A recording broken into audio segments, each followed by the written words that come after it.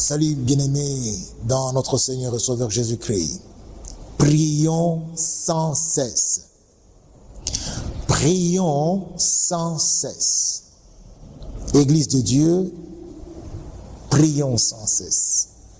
C'est l'une des recommandations claires que les Écritures nous adressent, de prier sans cesse. Il s'agit, il faut le dire, plus d'une attitude que des paroles adressées à Dieu. D'une attitude permanente. Oui, une attitude qui se dégage dans tout ce que nous faisons, dans tout ce que nous disons, dans toutes les attitudes, dans toutes les circonstances de notre vie. Une attitude baignant dans un esprit de prière. Oui, un esprit de prière. C'est celui dans lequel on peut se retrouver en train de prier sans cesse. Cette attitude, mes frères, on l'acquiert comment? On l'acquiert comment? Cette attitude priante, cette attitude permanente de prière. C'est par une prise de conscience de la présence permanente de Dieu. Lorsqu'on est conscient qu'on est en présence permanente de Dieu, l'attitude là qu'on affiche, c'est ça l'attitude priante, c'est ça l'esprit de prière, c'est ça prier sans cesse. Prendre conscience de la présence de Dieu. On peut se poser la question, comment te rendre compte que tu es en présence de Dieu? La réponse à cette question est importante. Comment te rendre compte que tu es en présence de Dieu? La présence de Dieu, le Seigneur Dieu lui-même la recommande clairement. Et c'est parce qu'elle est incontournable et indispensable que Dieu la recommande. Vous savez, mes frères, dans Genèse chapitre 17, versets 1 et 2, après que Abraham a connu la mésaventure avec la servante de Sarah, son épouse, Agar, au chapitre 17, cette mésaventure-là finit au chapitre 16, quand Agar et Ismaël sont priés de vider le plancher. Au chapitre 17, verset 1er, Abraham avait déjà 99 ans. Dans l'attente où il était du fils de la promesse. Abraham, Dieu lui dit, Abraham, marche devant ma face. Et sois intègre. Marche devant ma face. Sois intègre. C'est comme si Dieu sous-entendait là une reproche qu'il faisait au patriarche. Laquelle reproche consistait en ceci que Abraham, tu as été quelque peu dans l'errance loin de moi. Oui, dans cette affaire avec Agar, tu n'as pas vraiment été, cette affaire n'a pas été gérée avec moi. Tu étais plus proche de ta femme Sarah que de moi. Et alors, Dieu dit à Abraham, il faut changer d'attitude. C'est comme pour dire que la présence permanente de Dieu nous épargne des bavures. Abraham venait là d'enregistrer une des graves bavures de sa vie. Abraham, marche devant ma face et sois intègre. L'intégrité vient de là. Et au verset 2, et je ferai une alliance entre moi et toi et je te multiplierai. Voilà la conséquence de rester en présence de Dieu. Dieu garantit à Abraham que j'établirai une alliance entre moi et toi et je te multiplierai. Mes frères et mes sœurs, dans l'épître de Jacques au chapitre 4, verset 8, la partie A,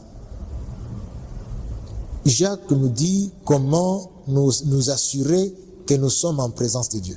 Il dit, approchez-vous de Dieu, et il fera quoi? Et il s'approchera de vous. Donc, si vous voulez être sûr que vous êtes près de Dieu, que Dieu est proche de vous, alors vous approchez-vous de Dieu. C'est ça qui est dit. Approchez-vous de Dieu. Alors, c'est quoi s'approcher de Dieu? Nous sommes toujours dans la lettre de Jacques, dans l'épître de Jacques, au chapitre 4. Nous montons plus haut, au verset 7. Jacques nous dit que soumettez-vous à Dieu, soumettez-vous à Dieu. Donc mettez-vous sous le pouvoir, la direction, le contrôle de Dieu.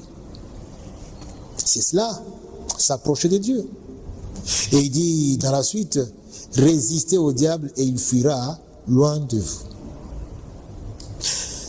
Abraham se retrouvait plus près du diable quand il n'a pas résisté. Abraham se retrouvait plus près du diable, donc loin de Dieu, quand il ne s'était pas mis sous les directives de Dieu. Et comment reçoit-on les directives de Dieu? C'est en s'approchant de Dieu. Accepter volontairement de recueillir ce que Dieu dit et se l'appliquer à sa vie. C'est soumettre à Dieu, mes frères, c'est vivre de sa parole tous les jours de notre vie. C'est soumettre à Dieu, c'est observer ses recommandations, observer ses commandements, observer ses directives et les vivre, à s'appliquer sa parole, appliquer cette parole à sa vie de tous les jours. Le Seigneur Jésus, en rapport avec ce que nous lisons dans l'évangile selon Jean au chapitre 14, versets 22 et 23, dit ce qui suit: si quelqu'un m'aime, il gardera ma parole. Si quelqu'un m'aime, il va se mettre sous la coupe de ma parole. Et cette parole de Jésus, il nous l'a toujours répété, c'est la parole de son Père, c'est la volonté de son Père qu'il nous communique. Donc si quelqu'un m'aime, il se mettra sous la coupe de ma parole. Et mon Père l'aimera, et nous viendrons à lui, et nous ferons de chez lui notre demeure. Ça dépasse toute attente. Ce n'est pas seulement que Dieu s'approche de vous. Non, Dieu va faire de vous son habitacle. Et il s'agit de Dieu Père, Fils, Saint-Esprit. Vous devenez la demeure de Dieu. Vous devenez, et c'est ce que Jésus d'ailleurs demandait dans sa prière, vous devenez un avec Dieu. C'est plus que s'approcher. Dieu en toi, mon frère, ma soeur. Et le Seigneur Jésus recommande ce type de serviteur. Ce type de serviteur qui se soumettent à la parole. Ce type de serviteur qui s'applique la parole de Dieu. Et à tous les aspects de leur vie. Dans Jean chapitre 4, versets 23 et 24, Jésus dit ceci, mais les vrais adorateurs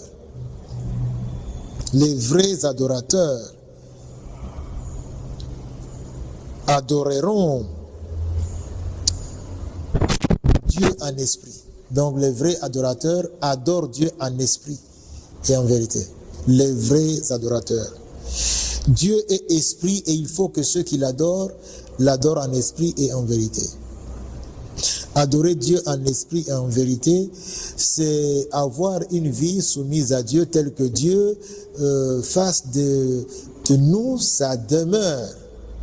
Et le fait qu'on soit non pas seulement en présence même de Dieu, mais qu'on soit même devenu l'habitacle de Dieu, va nous donner d'autres dispositions, d'autres attitudes. Et c'est cela que Jésus appelle la vraie adoration.